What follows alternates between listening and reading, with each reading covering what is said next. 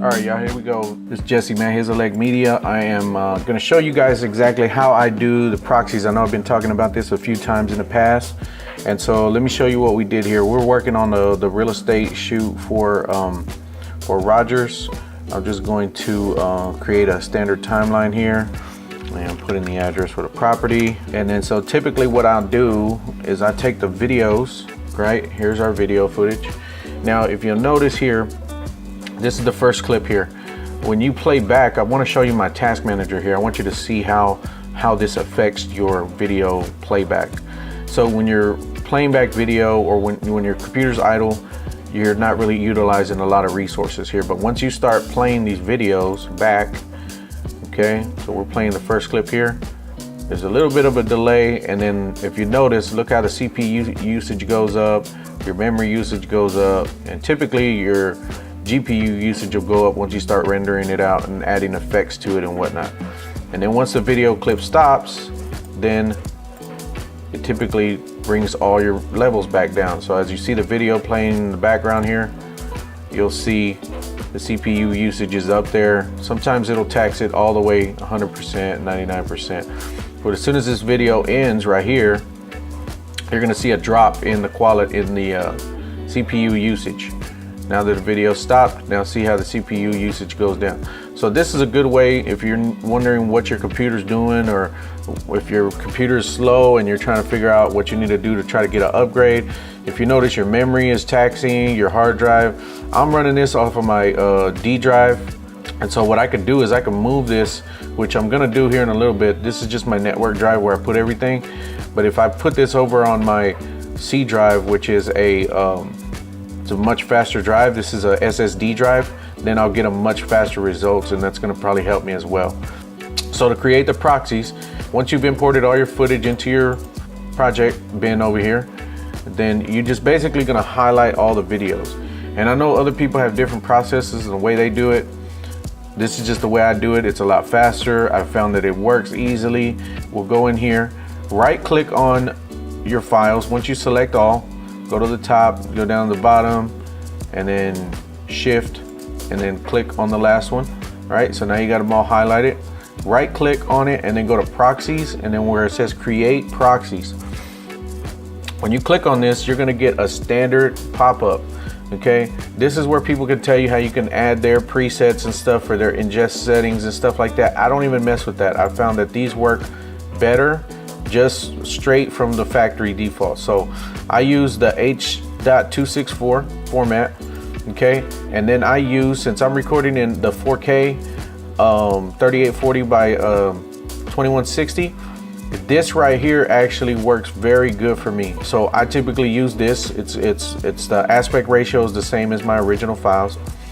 So I click on this, and then I just select this one right here that says destination next to original media in proxy folder.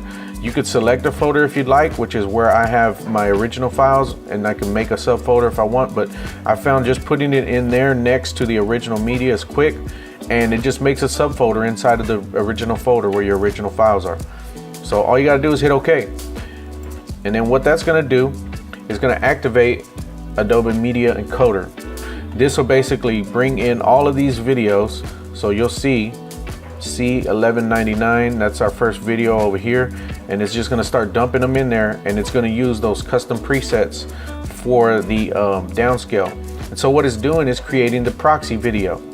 So when this gets done, basically it's gonna create a 10 times smaller version of that exact same video. It's just gonna make a much smaller compressed version of it so that we can play it back on our computer and it doesn't tax our processor as much. All right, so that's done loading up all the videos. If you look here, C1199 all the way down through C1246, that's our video file names. So 1246 down here on the bottom, that's our last one. We go back up to the top and we'll see C1199. And I didn't have to press anything over here. I didn't have to do anything. It just automatically started. It imported everything into Adobe Media Encoder, and then now it's just rendering those files. It's encoding those files. So let me just show you the difference here. in using proxies and how they work, okay? So right here, if you right click on this file and you look at the properties, you'll see that now we have our original file, and then we have proxy media, which is the proxy, and there's the location for it and everything. So we do have our proxy file created already, it's in here. All right, so let's go ahead and play this back, and I'm gonna show you how the difference is in playback, okay? So right here, we have our frame indicator. This tells us if there's any drop frames, okay? I'm gonna go ahead and hit play on this video. And while we're playing it back in this timeline here, look, we're already getting drop frames. You see that? 8 frames dropped, 18 frames. Just dropping frames as we're playing back the video, because this is a 4K video on a computer that has an i5 processor. So there you go, 18 frames dropped during playback on this one video clip, which is only like 18 seconds. All right, so now what we're gonna do, let's go ahead and go back to the beginning, and then this time we're gonna turn on the proxies.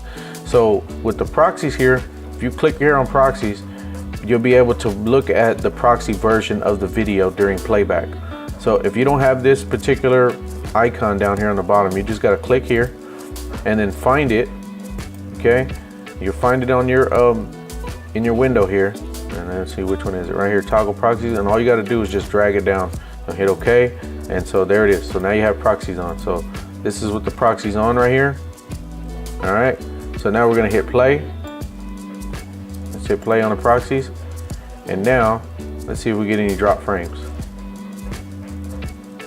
Look at that, nice and smooth. Playback is excellent, no problems. 0 drop frames during the proxy playback. Beautiful. That's what you want. And this is the same computer, nothing's changed, okay? So even if you look at the proxy during just me grabbing the timeline and just kind of going like this, let's look at this. See how this is going nice and smooth?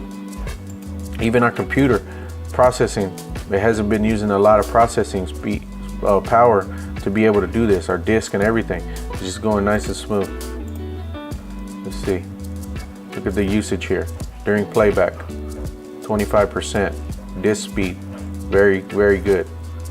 Now, if we try to do these same things, try to grab this video, but this time we turn off the proxies because we want to look at the high resolution, the original video. Now let's see what happens. Back it up a little bit. Hit play. Let's see what happens. Oh, dropping frames now. Dropping frames again. Dropping frames. You see that? And then let's try to scrub through our footage and see what happens. See those little, see how it's stopping? It's not really letting you grab the, it's actually going pretty good. Let me see. Not too bad. Not too bad. But we are dropping frames, so you know, sometimes you'll get it once it's kind of rendered it in the cache a little bit. It might let you scrub through, but it's nowhere near the performance that you're gonna get when you're putting proxies, because remember, you still gotta add color grading to this, you gotta add effects, and then once you start layering this with audio and everything else, it's gonna affect your playback. So this is doing pretty good, but let's look at the processor. Look at this. Look how it was just doing all of these things over here. Look at all the memory, look at all the CPU. All because we're running the original files. So if you're looking for a way to speed up your workflow, boom. Start enabling your proxies. Start going in there, rendering proxies. We're playing back the same video, we're just looking at the proxy version of it. And look how the CPU is not even being utilized as much. All your memory, how it's going down. Look at the history of how it's going down. Look at that. Look what it was doing before and look what it's doing now. So dramatic improvement in performance on your computer when you use proxies, okay? And I'll show you the image difference, okay? Let's go ahead and look at the image difference, okay? I'm gonna zoom this into 100%, or let's see, we're at 150%, right? Or let's just look at the address right here. Look at the address, okay? So this is with the proxy on, okay? And let's put it at full. All right, so that should be full quality right there. At 150% zoom with the proxies enabled. So now let me turn the proxy off and look at the improved quality. Look how much sharper it is, okay? So that's what you're rendering right there. You're rendering that. But when you're editing and you go from this 100 megabit file down to a 10 megabit file, just for the sake of editing, you really don't notice the difference in quality. You know, this is just for this preview window. When you prepare your export and you go into your media encoder and you prepare to export this video, it doesn't use the proxies at all. The proxies are only being used within Premiere for playback. So it's not going to affect your exports in any way. It's not going to affect that any output that you put from from your timeline when you go to export. It does not use that. It's only for the playback. So you don't have to worry about it getting mixed up or anything like that. The proxies are only there for improving the performance for your playback while editing. Look at it again.